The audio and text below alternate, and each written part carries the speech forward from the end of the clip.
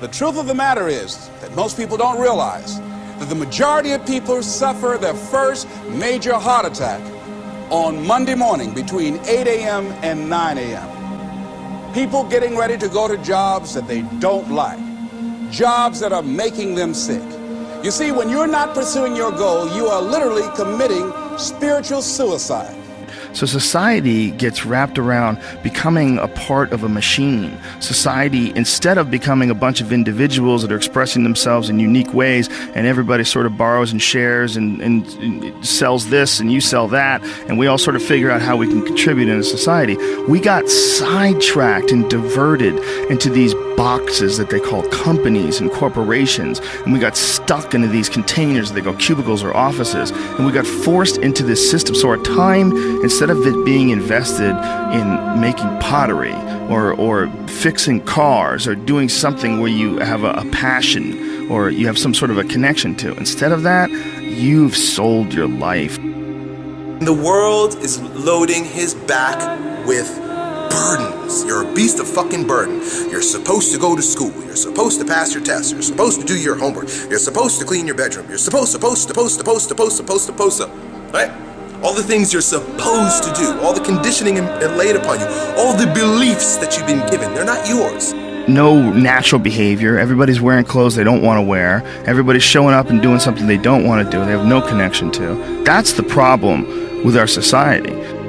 We're good little boys and girls who have been walking on the line, hand in hand, following step by step all the rules in the book ever since our parents and teachers have been conditioning us to do what we're told.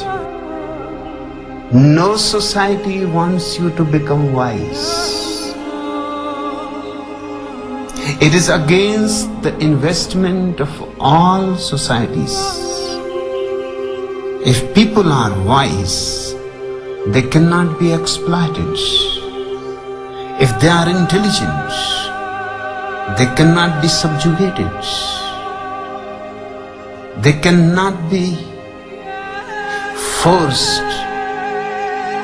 in a mechanical life. That you work 8 to whatever the hours a day plus commuting, and then you're like this. And that's your life. That's your real fucking life. To step outside the bounds of the mental slavery that you're holding on to that was imposed on you by your parents, the teachers, society, and all of the institutions at large. They want to keep you mediocre, bland, vanilla, a square person in a square hole. I will not fall into despair. Dedication, hard work. I said to myself, dedication. I will never go back to this again. I will never be treated like that again. I will never go through what I went through again. And that pain pushed me to write a bestseller. All these supposed tos that the world tells us is all over this dragon. And here comes this dragon, thou shalt, and you're carrying this burden that the world has laid upon you.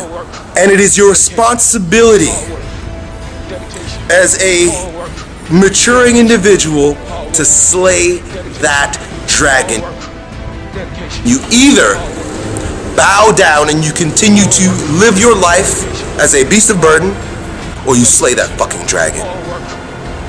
And by slaying that dragon, you become a lion. And that lion's name and his attitude is I will and no. Dedication, hard work. I'm a one-man army. One-man army. The world can go against me. I'm still come on top. I got God on my side. What is it that will make it worth it for you?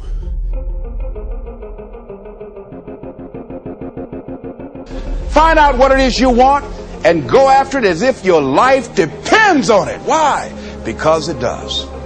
People that have found their passion, people that found the things that they love, people that have found the things that they can pour their lives into, those people live longer. Express something creative. Be who you are from the depths of your heart, regardless of what anybody else thinks. And so I'm trying to encourage everybody out there, take advantage of life.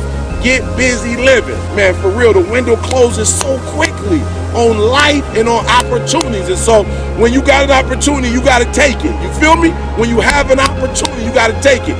George Washington Carver would say, do what you can, where you are, with what you have, and never be satisfied. She talked about a man who had been captured behind the enemy lines in a war and was sentenced to be killed or another option. The captain said to the guy, listen, he said, tomorrow morning at 6 o'clock you can face the firing squad, or you can go out this door over here.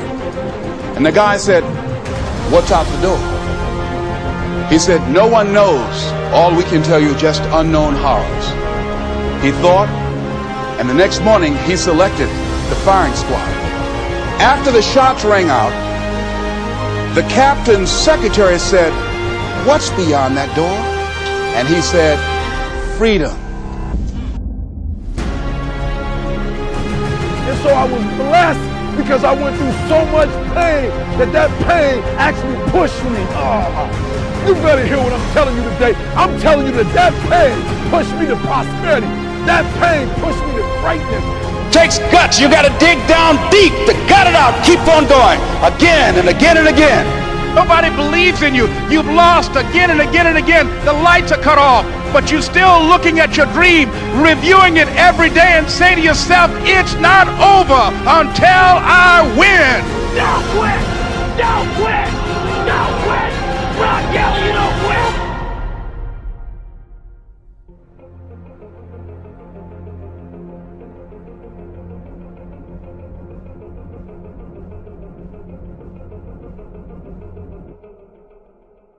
Yeah, look at you with your manicured fingers.